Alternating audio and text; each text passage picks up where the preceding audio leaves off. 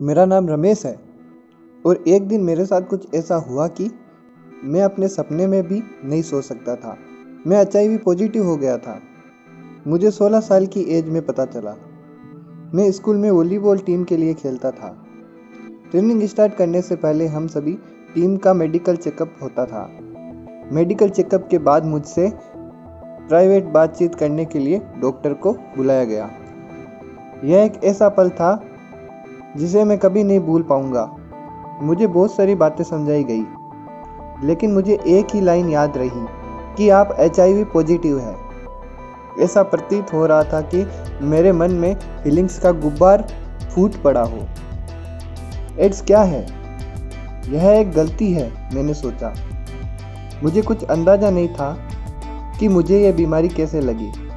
न तो मैं और न ही मेरे परिवार का कोई सदस्य जोखिम समूह में से एक का हिस्सा था।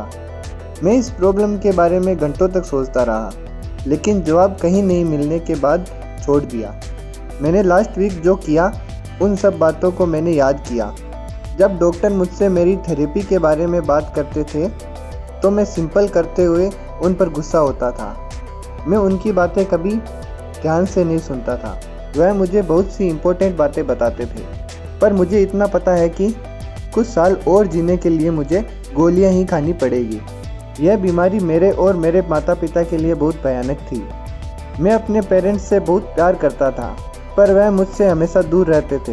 हालांकि मैंने जब उन्हें बताया तो उनके मन में मेरे लिए प्यार जाग गया और मैंने उनकी आंखों में निराशा भी देखी थी। मैं दिल से जानता था कि मेरे पेरेंट्स सोचते हैं कि यह बीमारी कुछ बुरे लोगों को ही होती है। मुझे उनसे किसी भी तरह की हेल्प की उम्मीद नहीं थी। मैं अपने घर को छोड़ने से डरता था, क्योंकि मैं जानता था कि मैं कोई बदमाश नहीं हूँ और न ही यह बीमारी किसी और को दूंगा। मैं अच्छे से जानता था कि मेरे छूने से एचआईवी नहीं फैलता और मेरी प्रॉब्लम पूरी तरह से सीक्रेट थी, पर मैं इस सिचुएशन से बहुत परेशान था। इसलिए मैंने खुद को रूम में बंद कर लिया। बस कभी कभी स्कूल जाने के लिए बाहर जाता था। मैं अपनी वॉलीबॉल ट्रेनिंग के बारे में सब कुछ भूल गया। मेरे पेरेंट्स कभी कभी मेरे रूम में आते थे, वो भी मेरा हालचाल पूछने के लिए, पर मुझे पता था कि उन्हें मुझसे बात करने में कोई इंटरेस्ट नहीं था।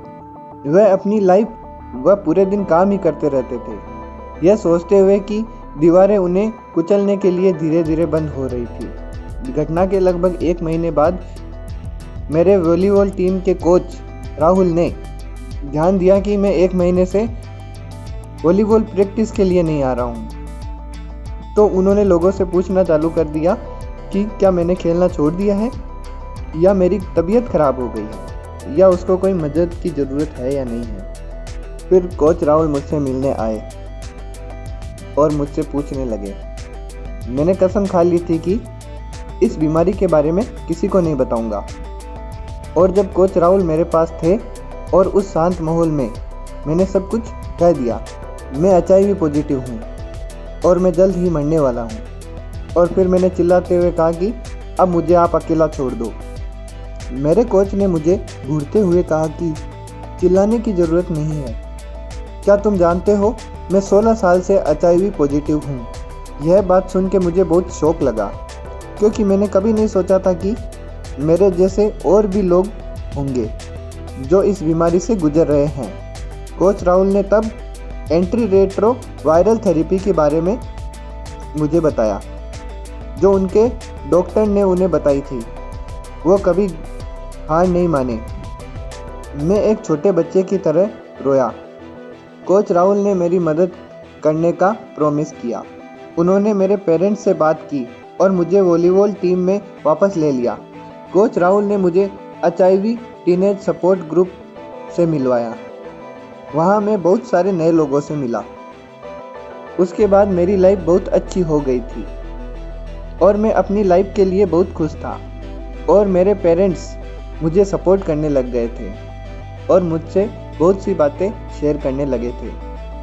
अब मैं अपनी लाइफ में रिस्पॉन्सिबल पर्सन बन गया हूँ, वो भी खुद के लिए और दूसरों के लिए भी। यह सब कोच राहुल की बदौलत हुआ। मैं उनको बहुत बहुत थैंक यू बोलता हूँ। उन्होंने मुझे होप दी, मेरे मन में एक आशा जगाई।